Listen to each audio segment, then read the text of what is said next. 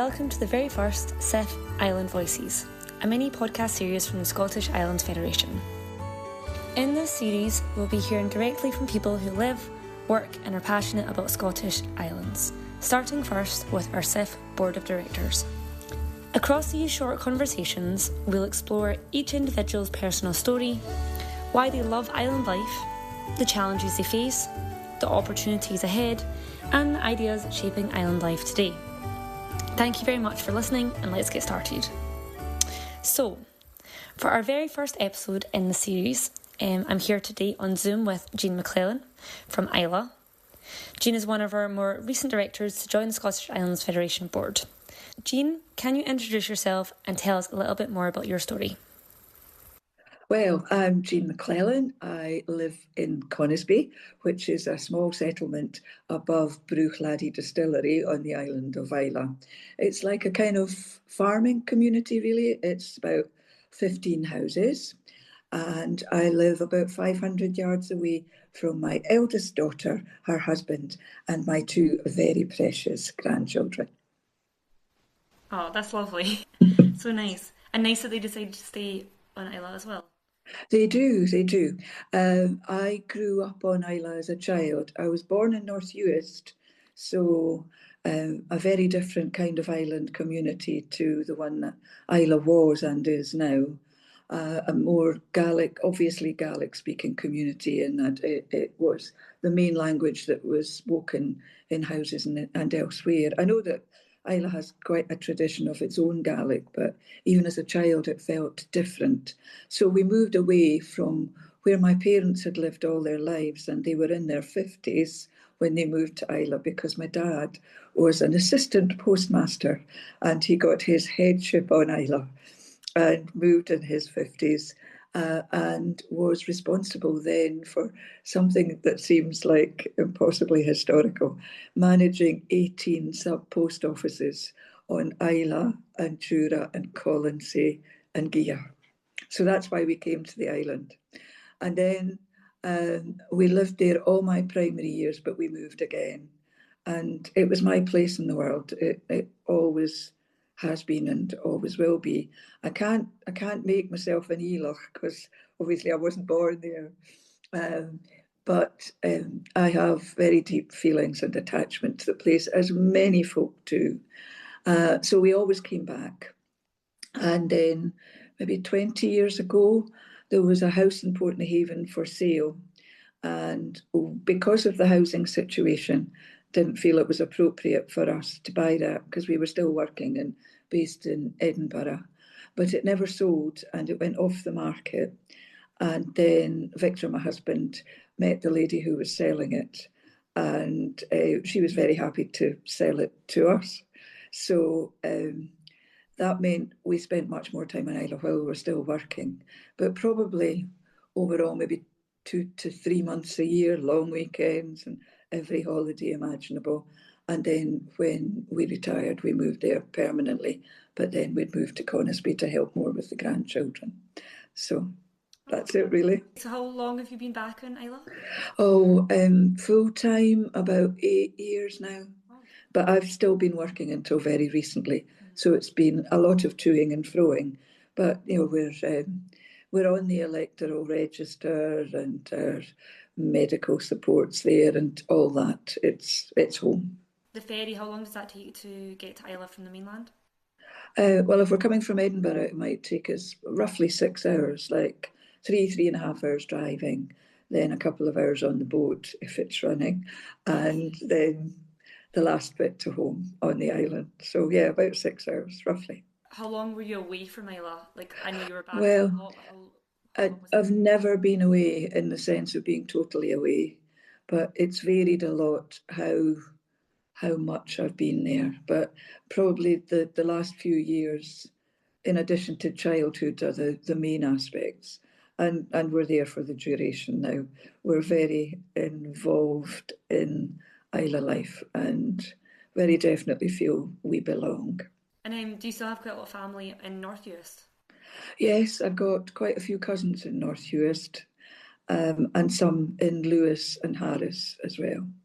I have a cousin Ian, who with whom I'm particularly close, and that's because we were both social workers for most of our careers.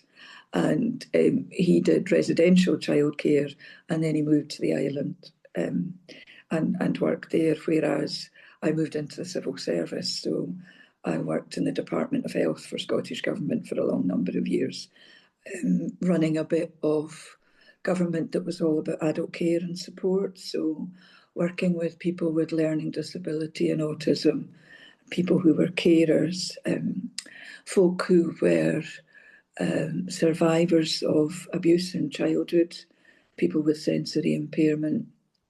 And I took a couple of bits of legislation through Parliament, the one about adult protection and the one about self-directed support.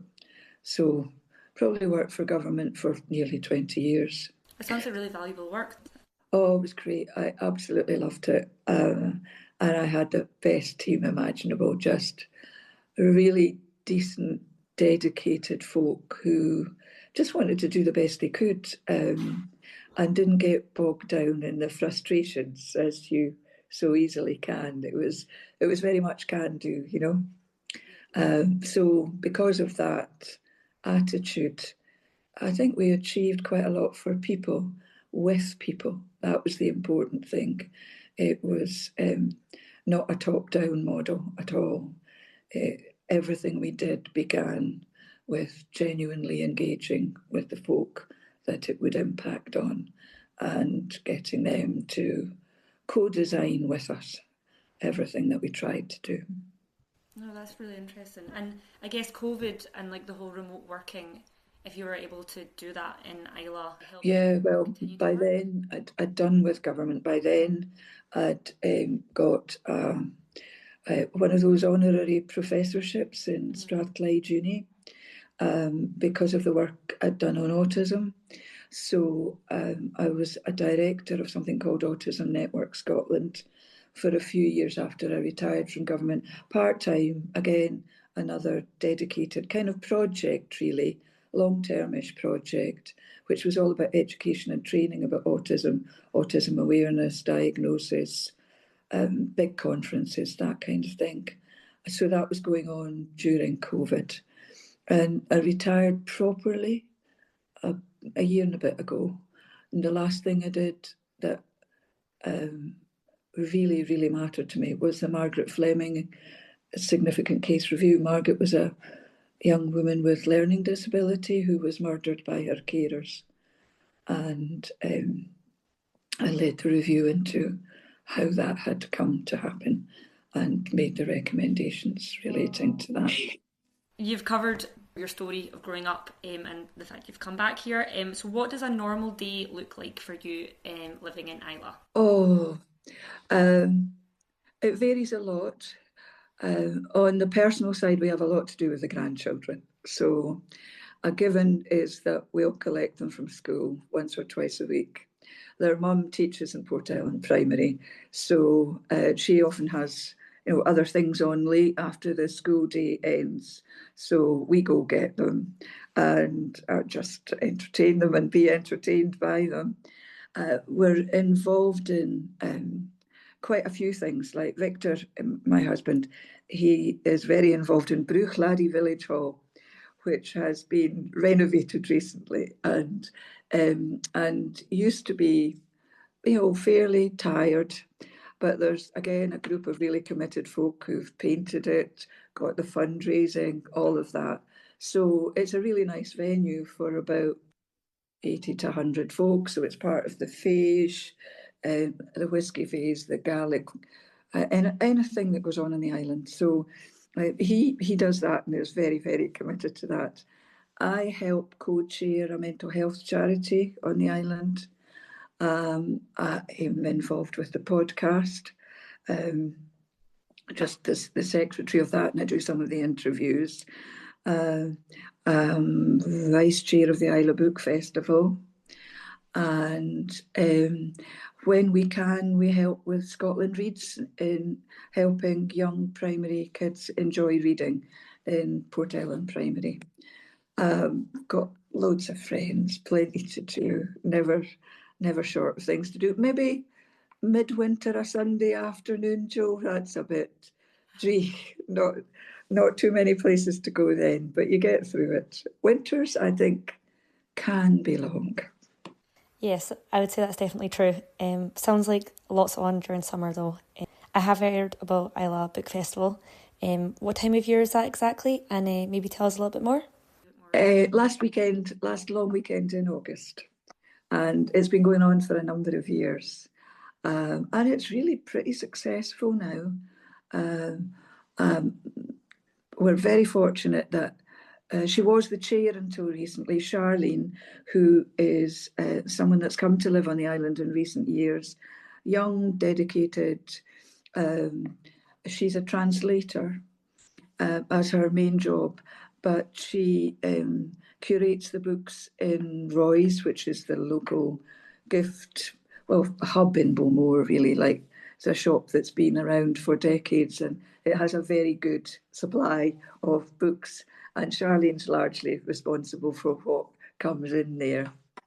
And she's just been the inspiration, really, and supported by a number of other people. So each year, the programme gets more intense, longer. And one of the big things we're trying to do now is ensure that, it's not something that's tagged on to island life, but that folk on the island want to come to, so that you get the balance between tourists coming because of a particular author or authors, but also wanting to get it to be stuff that local folk want to come to. And without any spoilers, we've got folk like Dougie Donnelly coming this year because of all his football and sport associations, in the hope that we'll get some of that demographic in. But in previous years, it's been folk like the Hebridean baker. We try hard to get local authors. So there's Margaret Story, who's a renowned academic who's lived in Portelling for a long number of years. She wrote a biography of Islay, and most recently she's written a book about Lady Charlotte, that Port Charlotte on the island's named after. So she's going to contribute.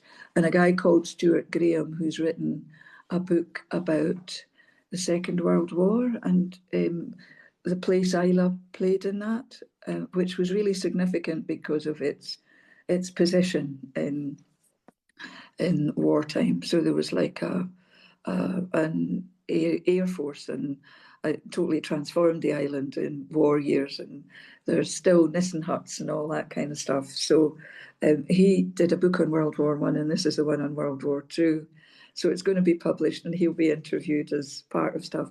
And the lovely thing is we do things like go to the local care home, Gorton Vogie, and do a presentation there and ensure that some of our older residents are able to get to the venues and to have like equal access, and that kind of thing's a lot of fun. Do you get quite a lot of tourists come over? Oh yes, a lot of tourists, but probably the one that most tourists come to is the Whisky Festival in May, and every distillery has a day where it kind of showcases what it does, and that's getting bigger and bigger and bigger. So as you know, Joe, we're a population of about 3,500, but in Whisky Festival week we're about 10,500. So every available space is used up. And stuff must be And it's brilliant, and more and more bands are coming to like do the bit in like Bruichladdie Courtyard is an ideal space, and we had Beluga Lagoon last year. Oh, the Glen. And we've had Tidelines in years past, and Nathan Evans. So it's just a breeze. I love Scottish trad music. Oh well, Whisky Festival is probably what you want to come for then. No, that sounds fantastic. So just moving on to our next question is, what's one thing that you love most about island life? I love the landscape and the seascape. I love Maher Bay, which is a particular favourite of many people, because it's just expansive, and if you're fortunate, you can be the only person on that beach, and what that does for the soul. It's kind of trite to say, but I love the sense of community too. And I don't mean that in a kind of saccharine way. Like all communities, there are issues. Relationships are not always ideal. You know, I think we can paint too rosy a picture of Islay life as well. But there is a sense of community when anyone's in need, and that's recognised. Everyone gets behind that.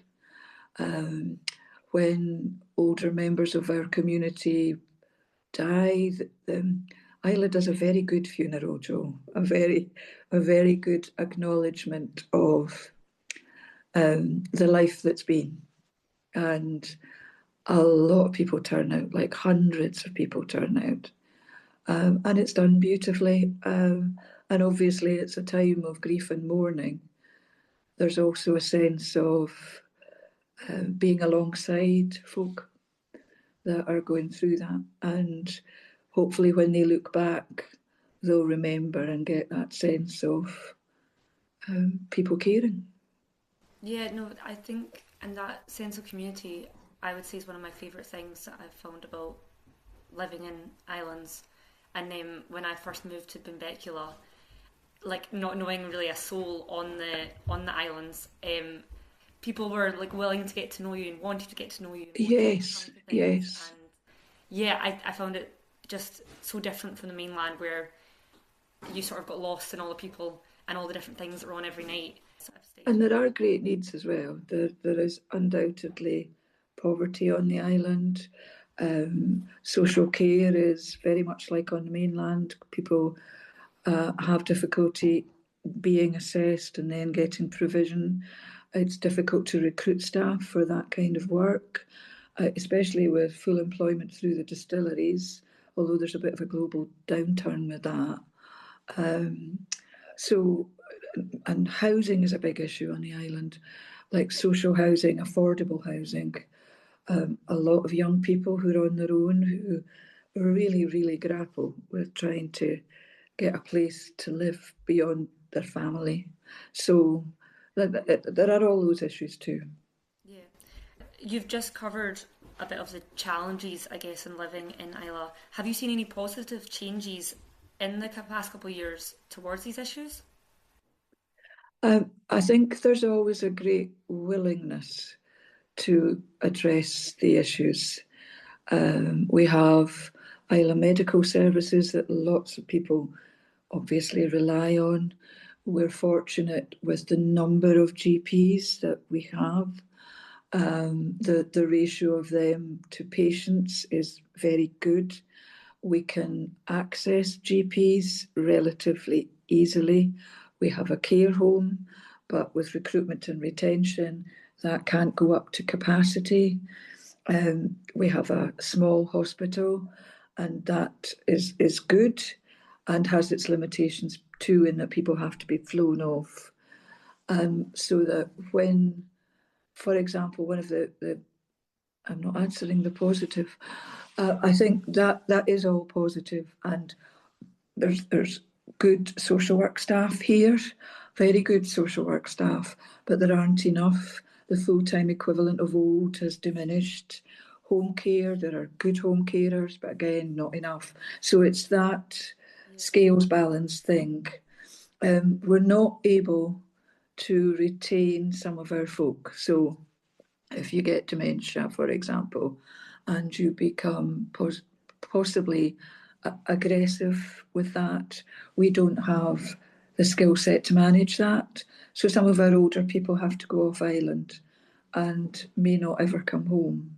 And that's sad for everyone concerned. Just because the person themselves can't remember doesn't mean that we can't remember or their people can't remember. But there's great goodwill, but there just isn't enough to go round now. We're just a microcosm of what goes on the mainland, but we have our own rural and remote aspects to that. Is there anything that gives you hope for the future? The people, just the people. The number of people who volunteer, the number of people, if they know there's an issue, will step up, either with giving their time or their money or both. For a population of 3,500, we've got over 140 voluntary organisations, which I think is absolutely incredible. Yeah, that's amazing. So that's really hopeful. So it can be anything from the local football teams to the rugby to strollers. That's largely older people who go for a walk and then have a lovely cup of coffee and a blather together. Just all of that. There's huge hope in that. Moving on to a slightly different topic, so back to a more personal question. Do you have a favourite place? And this can be on island or off island. Oh, definitely Macher Bay, no question. It is my place in the world. And a very close second that sometimes moves to being first is outside Port Ellen. There's a square lighthouse, Kilnaughton Bay, and just the walk along to there is another very happy place. They're both like coastal, have to be, to hear the sea, to see the sea. No, I'm definitely feeling inspired to come and visit Islay. Another personal question. If you were to speak to your younger self, would you have any advice for them? Probably not to feel the need to be an adult quite so quickly. To have enjoyed more freedom in my 20s than I did. Because I got wed early, tied myself down, didn't work. No disrespect to anyone involved, but I was too young, really, and I needed to know myself more than I did. So I won't go as far as to say that's a regret, but I would say to my younger self, chill, you've got plenty of time, just, that's what I'd say. And I'd probably have spent more time with my parents. I loved them dearly. I'm sure they would say I was good with them and for them. But if I look back now as I age, I know I could have done more. So I think I might say to my younger self, remember that time's precious. And one day it's gone and you can't go back and do it again because it's over. Well, no, thank you. That's lovely advice. I feel like even I'm like, oh, I should maybe take that.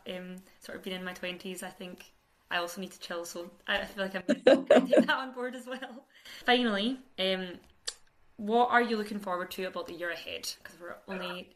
Well, it's the usual things. It's that you hope your nearest and dearest stay healthy and happy. We have a younger member of our family who has some major health challenges that have come as a surprise to us all. And I hope that we navigate them successfully. So on a personal level, that's a huge thing.